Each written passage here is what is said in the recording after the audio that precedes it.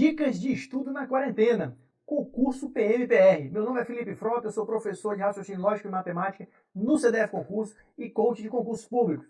Hoje nós vamos falar sobre 9 dicas de quem quer se preparar para esse concurso da PMPR e está tendo que estudar em casa, não consegue ir para uma biblioteca, para um cursinho presencial, coisa do tipo, tá certo? Antes da gente partir para a primeira dica, no entanto, eu vou pedir para você curtir esse vídeo, para você se inscrever no canal e seguir o CDF Concurso nas mídias sociais, Instagram, Facebook e também o YouTube. Vamos lá, vamos para a primeira dica.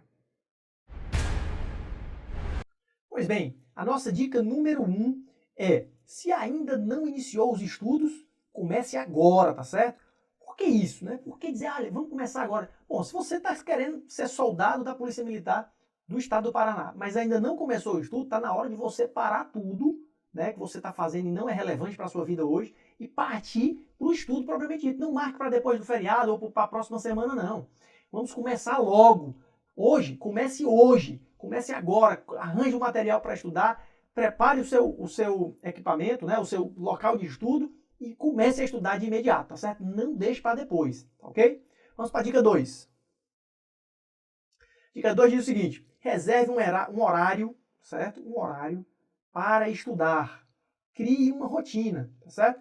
A gente pensa que por estar em casa, ou com um trabalho remoto, ou mesmo desempregado, sem ter uma atividade, vamos dizer assim, fixa para fazer em casa, que a gente tem muito tempo. E acaba procrastinando para iniciar o estudo, né? Você tem que reservar, você tem que bloquear no seu dia um determinado, né, intervalo para você destinar ao estudo propriamente dito.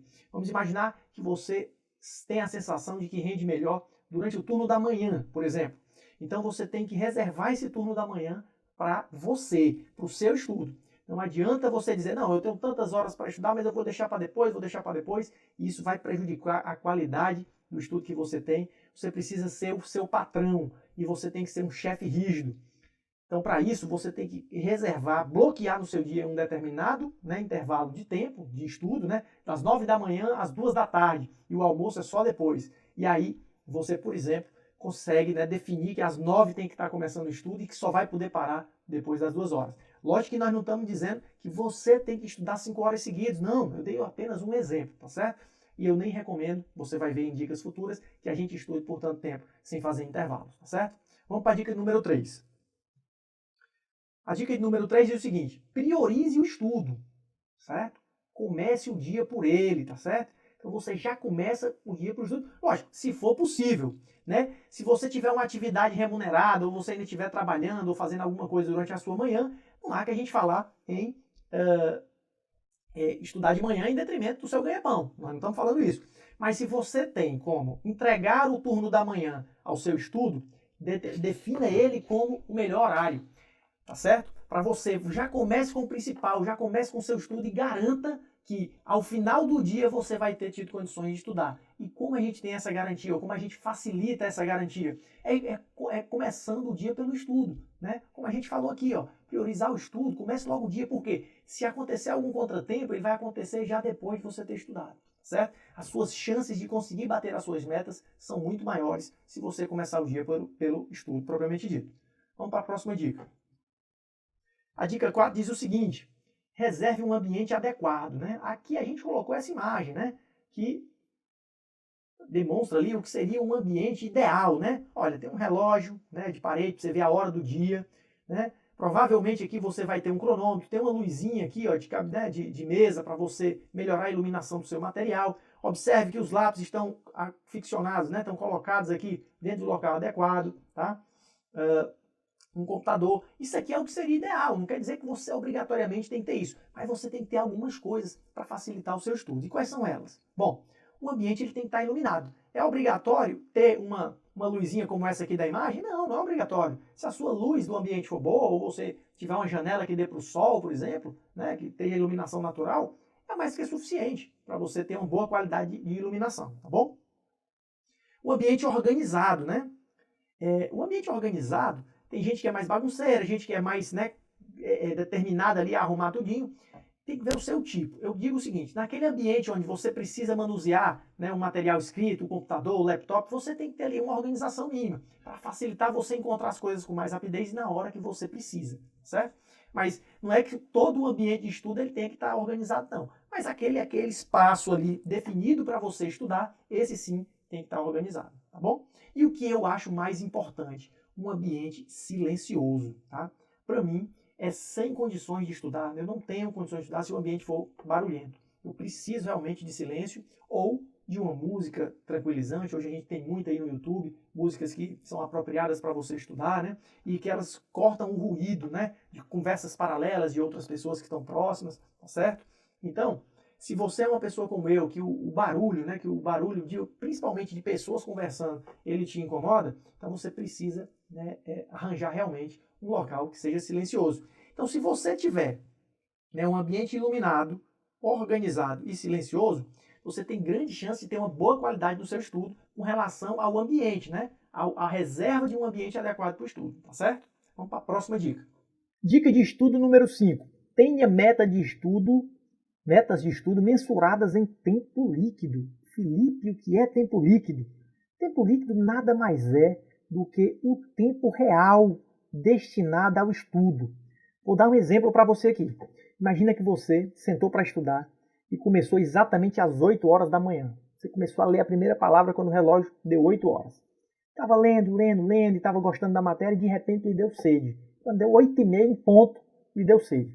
Aí você deu uma paradinha, porque você sabe que competir com necessidades básicas não é bom para o seu estudo, porque você vai dividir a sua atenção entre a sede e o aprendizado propriamente dito. Você parou, foi na cozinha, conversou com a pessoa que estava lá na cozinha fazendo almoço, bebeu sua água e voltou. Gastou 5 minutos para isso. Quando você retornou, você estudou até as 9 horas.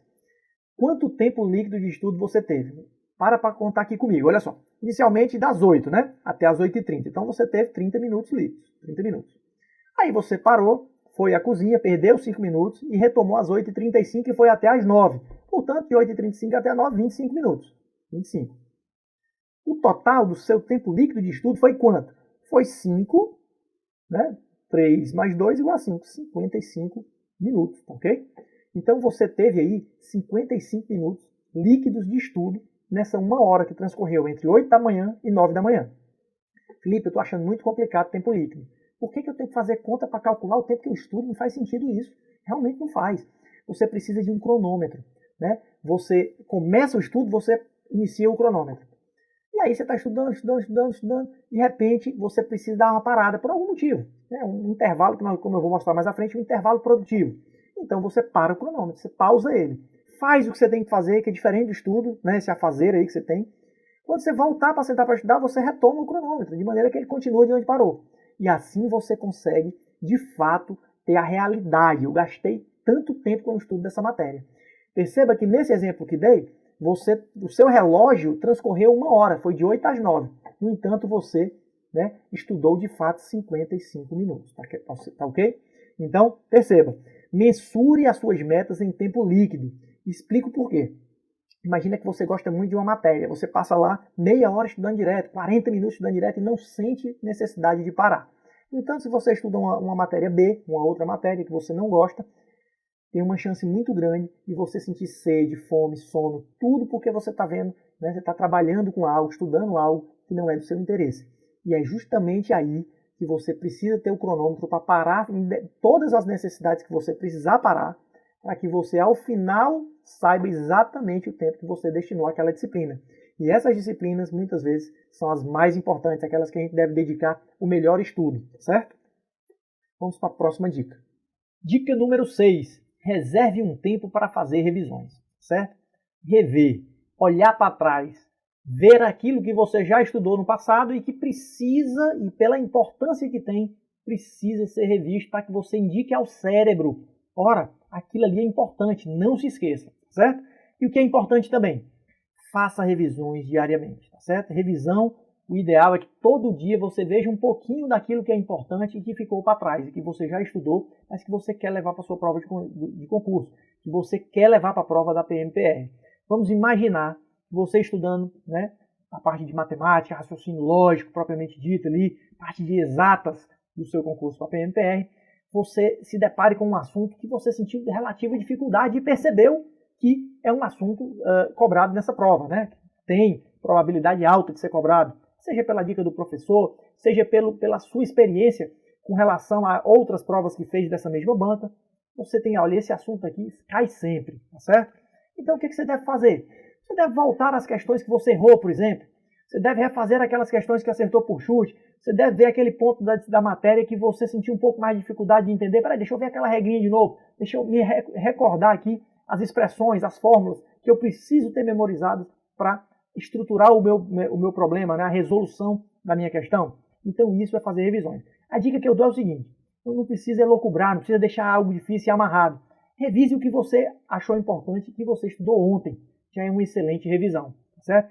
Se você quiser fazer, né, saber mais sobre outros tipos de revisão, revisão de 24 horas, de 7 dias, 30 dias, revisão de aula e etc., busque outros vídeos no YouTube. No nosso canal aqui nós temos o professor Ellison, que já deu também dicas de estudo para concurso público de uma maneira geral, e ele toca no assunto revisões, lá ele aprofunda um pouco mais. Aqui eu só digo para você o seguinte: não saia rachando na frente, indo sempre em frente. Volte ao passado, reveja os pontos importantes, refaça as questões que você tiver errado, refaça as questões que você tiver acertado por chute, por exemplo, aquelas que você acertou pensando ser outra coisa, mas que na verdade era outra e que por sorte você acertou. Reveja os assuntos que você sentiu dificuldade. Aí sim você está garantindo que esses assuntos importantes para você, né, seja porque a banca cobra muito, seja porque você sente dificuldade, você tem a garantia, né, ou aumenta a sua garantia de que você vai levar o conhecimento necessário para a prova, para resolver, para aplicar na resolução de questões de prova e, portanto, acertar. Certo? Vamos para a próxima dica. Dica número 7. Resolva questões apenas dos assuntos já estudados. Não é produtivo, tá certo? Olha só, não é produtivo fazer questões sobre assuntos ainda não estudados, tá certo? Observe, imagine que você nunca viu determinado assunto. Você está sendo apresentado a uma disciplina nova aí no concurso para soldado da PMPR e, de repente, você diz assim: olha, eu vi o vídeo aprovado e ele me falou que, né, na entrevista que deu, ele estava numa fase em que ele só estudava por meio de questões, só resolvia questões, ele resolveu várias antes da prova, também precisa resolver. É bem interessante que você resolva muitas questões antes da sua prova. No entanto, essas questões não devem tratar sobre assuntos nunca vistos por você, nunca estudados. Você deve trabalhar os assuntos em questões depois de ter visto em teoria, depois de ter sido apresentado ao assunto propriamente dito. Aí sim, uma vez que agora eu já sei do que se trata esse assunto, aí sim eu parto para fazer, né, questões de prova e ter a oportunidade de testar um conhecimento que eu já tenho. Imagine só você ser cobrado por algo que você nunca viu, que você tem, né, ou conhecimento muito pouco, e de repente você já está aí trabalhando questões de alto nível para poder tentar, né, melhorar a sua preparação para a prova. Isso aí, na verdade, você vai estar gastando seu tempo e entendendo muito pouco daquilo que estudou, de que gastou do seu tempo fazendo questões. O interessante é, estude o assunto primeiro, depois resolva questões. E aí você pode até ficar mais tempo nas questões, fazer mais questões. No entanto, como o seu tempo até a prova já não é tão grande, é interessante que você seja produtivo. Numa dica futura falaremos sobre prioridades, tá certo? Vamos para a próxima dica. Dica número 8. Faça intervalos produtivos, tá certo? Não passe mais que 60 minutos estudando sem pausa, tá certo? Há quem diga que o ideal é parar a cada 30 minutos. Eu já acho um pouco demais, né? Você não precisa parar a cada 30 minutos. Se você deu 30 minutos e continua produtivo, não tem sentido você parar só porque alguém falou que 30 minutos é o número redondo, né? Aquele número que vai fazer a diferença para você. O que é que eu, Felipe, fazia no meu estudo? Eu costumava estudar em torno de 50 minutos, né? Algumas matérias iam até mais perto dos 60 minutos, outra 50 minutos propriamente dito. Fazia uma pausazinha ali de em torno de 5 minutos, nada mais que isso, e já voltava para estudar um pouco mais, tá certo? Outro bloquinho desse aí de 50 minutos a 1 hora. Passar de 60 minutos é quase que uma garantia de que você não vai estar com a sua atenção destinada propriamente dita ao estudo. Você já vai estar competindo ali o estudo versus o cansaço, porque passar tanto tempo concentrado, tendo produtividade daquilo que está estudando, é realmente muito difícil. Quem estuda para concurso há mais tempo, quem já tem experiência com isso, sabe que 60 minutos é difícil o concurseiro que consiga manter a qualidade do estudo, né, por mais que 60 minutos. Mas e por que o intervalo é produtivo? Porque você não para de estudar para fazer qualquer coisa, para ver o e-mail, para assistir um seriado, né, para sentar na televisão, não.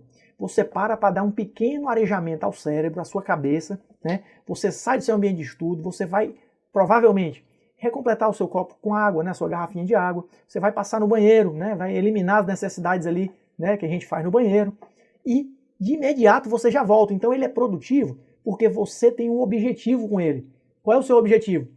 Sanar necessidades básicas, seja de cansaço, sede, vontade de ir ao banheiro, coisas dessa natureza. Fome, às vezes você precisa comer alguma coisa, né? E é um lanche rápido. Então os intervalos produtivos, ele não é o intervalo do almoço, por exemplo. O intervalo do almoço, ele mudou o bloco de estudo, né? Você estava estudando de manhã, parei ali para ir almoçar, gastei 1 hora. Isso não é um intervalo produtivo, tá certo? Intervalo produtivo é aquele que você faz dentro do turno de estudo. Eu vou estudar de 8 da manhã ao meio-dia, né? Nesse bloco, né, nesse turno de 8 ao meio-dia, eu não vou fazer grandes intervalos, eu vou fazer intervalinhos ali, 5, 7 minutos, onde eu vou beber água, vou passar o banheiro, lavo o rosto, se eu tiver com sono, tomo um café, como ali uma maçã, uma coisa, uma fruta, né, uma banana, para poder retomar a energia para já voltar ao estudo. Então você já sai para o intervalo sabendo o que vai fazer.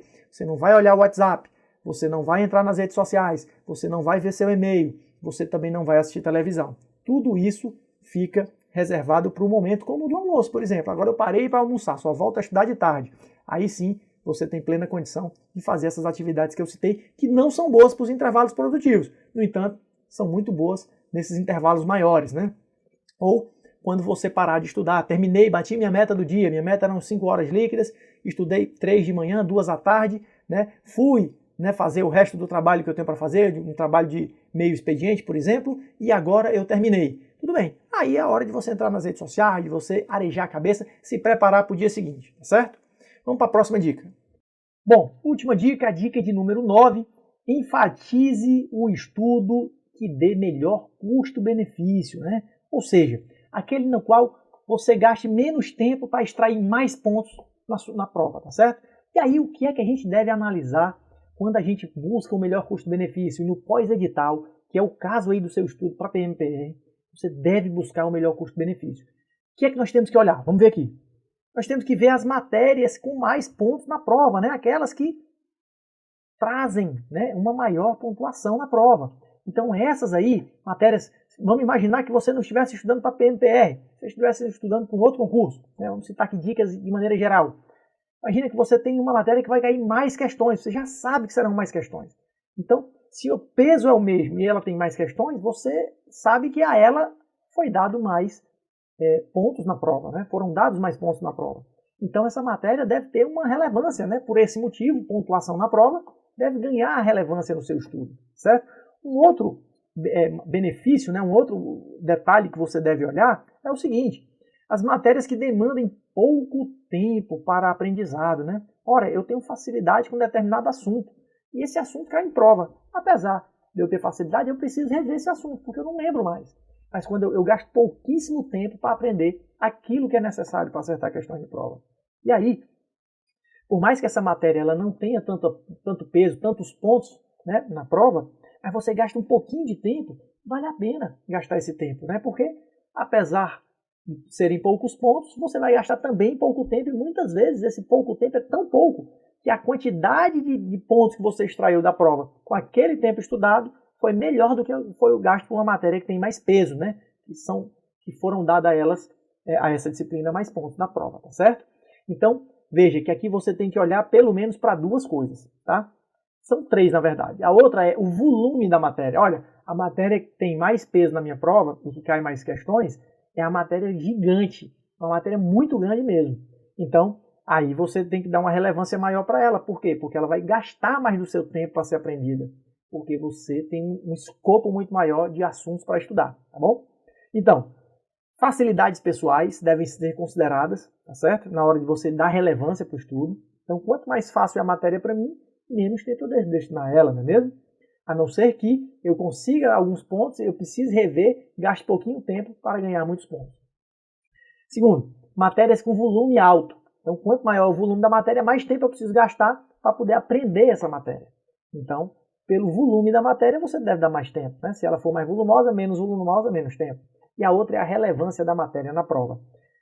essa matéria A, ela tem muitos pontos na prova? Sim, então ela deve ganhar carga horária no seu estudo. Ela deve ser vista com mais frequência na sua semana de estudo, por exemplo. Bom, já essa matéria aqui, pelo critério pontuação na prova, ela tem menos pontos, é uma matéria com poucas questões. Então essa matéria, por esse critério, ela deve ter, né, menos relevância no seu estudo, tá bom?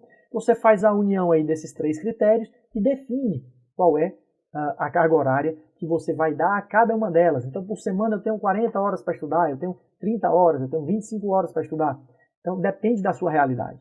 Então, você vai definir quais são as matérias que você precisa, né, dar mais carga horária e aí vai distribuir ao longo do seu dia, sempre pensando como eu posso extrair mais pontos, qual é o melhor custo-benefício, tá certo?